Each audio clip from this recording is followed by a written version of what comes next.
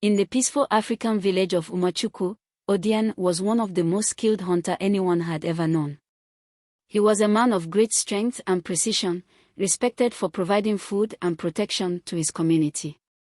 Odion's hunting prowess was legendary. No animal, no matter how swift or cunning, could escape his traps or arrows. However, Odion had one flaw: his pride and selfishness. He believed that his success came solely from his strength and skill, forgetting the wisdom and cooperation that had sustained the village for generations. One day, during a village gathering, Odion overheard young hunters praising him. "Odion is so skilled that even the swiftest antelope has no chance against him," one said. A village elder, CHUK'MA, who valued wisdom over strength, gently remarked, "A hunter is only as great as his respect for the land and its creatures." But Odion laughed. "Respect for the land? The land bows to me. I am the master of the forest."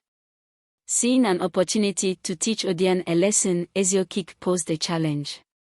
"If you are as skilled as you say, let us see you catch the Ugbo, the trickster hare that has evaded every hunter in Umuchukwu. But remember, Odion, wisdom, patience, and humility are just as important as strength." Odion smirked.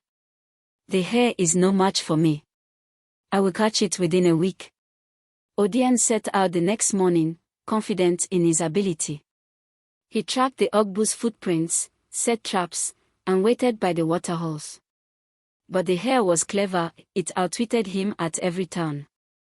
It leapt over traps, doubled back on its trail, and even nibbled bait without triggering the snares. Frustrated but determined, Odion spent days chasing the hare. He began neglecting his responsibilities in the village. He ignored the pleas of his family, missed community meetings, and left the younger hunters without guidance. All that mattered to him was proving his superiority. As days turned into weeks, Odion's frustration grew. He became reckless, leaving traps that harmed other animals unnecessarily and cutting down plants in his rage. The village noticed his absence and the damage he was causing, but Odion brushed off their concerns. One afternoon, after chasing the hare deep into the forest, Odion finally cornered it near a rocky clearing. The hare stopped, turning to face him. Odion, exhausted and triumphant, drew his bow. But as he aimed, his foot slipped on a loose stone, sending him tumbling to the ground. His arrow missed its mark, and the hare dashed away. Lying on the ground, battered and humiliated, Odion realized how far he had fallen. The very forest he had once known so well now felt unfamiliar. His arrogance had blinded him to the importance of balance, patience, and the wisdom of those around him.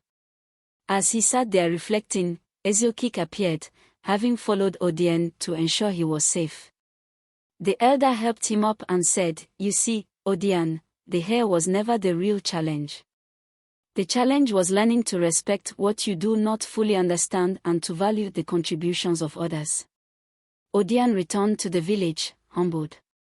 He apologized to the community for his neglect and vowed to hunt only with respect for the land and its creatures.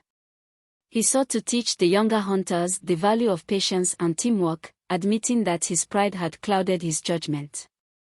The hare, now a symbol of wisdom and humility, became a legend in the village. Whenever someone became too boastful or dismissive of others, the elders would remind them of Odion's tale: even the greatest hunter can be outwitted by a hare. Moral of the story: pride and arrogance can blind us to the importance of wisdom, humility, and respect for others.